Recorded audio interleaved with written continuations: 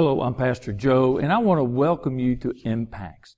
Impacts is a video teaching series where I try to help nurture your faith in, your commitment to, and your relationship with Jesus Christ. You know, any time that we start talking about giving, people start getting nervous. Whenever we roll around to stewardship season in the church, some folks get a little bit antsy. But the shame of that is we need to remember and we need to understand that giving and stewardship isn't simply a matter of keeping the church going. It is a biblical view. It is a biblical way of life that we are called to undertake. So today we're going to wrap up this series that we've been doing about bearing fruit. And we're going to wrap it up by looking at the idea of giving. Specifically, we're going to look at the idea of extravagant generosity. So come on, let's get started.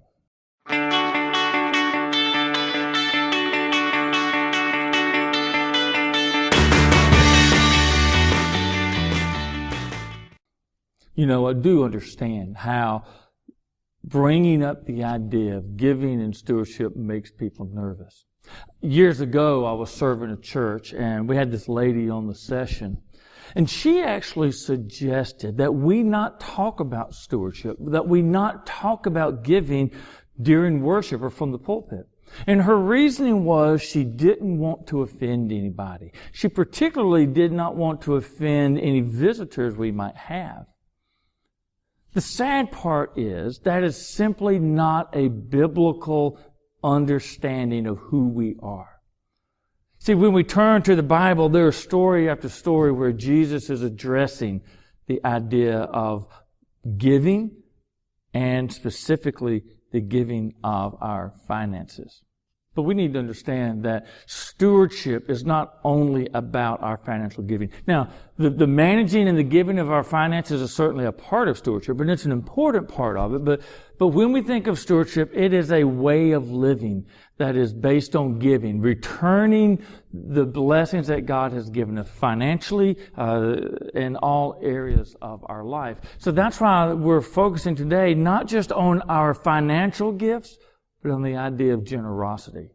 And beyond generosity, the idea of extravagant generosity. Isn't that a great way to think about it? Extravagant generosity. Because the truth is that all through the Scriptures, Jesus encourages us to be extravagant and generous. To do so with our financial resources, to do so with our time, to do so with our prayers, to do so with our compassion, to do so in the way that we show concern for others, to do so in the way we relate and how we relate to others.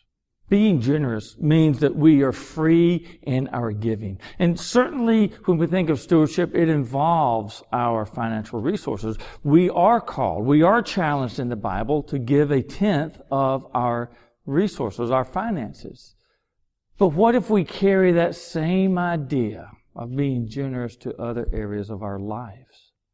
What if we committed time to visit people in our neighborhood? What if we set aside time to go and serve in a soup kitchen or a homeless shelter? What if we set aside time to play with our kids? What if we set aside time to pray for our church, our community, our government leaders, whatever party you may be?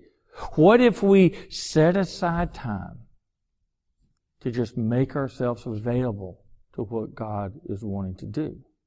You see, it is really easy to give of our leftovers. In the Bible, we are called to give the first fruits to God. Not the leftovers, but the first fruits. So let's say when I get home from work, I'm going to run over and check on my neighbor because I know they've been home alone all day. When I get home, I'm not going to worry about cleaning the house. I want to go spend time with the kids. The house will be there. The mess will be there when I get done. I'm going to not pray because I have time. I'm going to make time to pray, and then everything else will fall into place. I'm going to go serve at that soup kitchen, and if I have time afterwards, I'll grab a bite to eat. You know, how do we give of the first fruits of our lives? How do we say, I'm going to give a tithe to the church, and then I'll take care of my other financial obligations?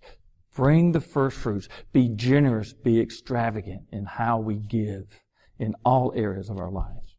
So here's my challenge to you this week. I want you to think about how you can embrace the idea of extravagant generosity. How can you give of the first fruits to God? And not just when you're here in worship, but in all areas of your life. How can you be generous with your finances, your time, your other resources, just with your whole life? How can we adopt that as a lifestyle so that what we are known for is our extravagant generosity? That we are a giving people, a loving people. Because what we're doing when we do that is making real in the lives of those around us the love and the grace of God. Well, look, I do want to thank you for joining me this week for this installment of Impacts. I hope that you will join me next week for the next video. If you haven't already, I encourage you to go on and like this video. I encourage you to subscribe to my channel. When you subscribe to it, there's a bell icon. If you click on that, then you'll get notified whenever I post a new video. Well, look, until we get together next week, I continue to pray that God's blessings will surround you.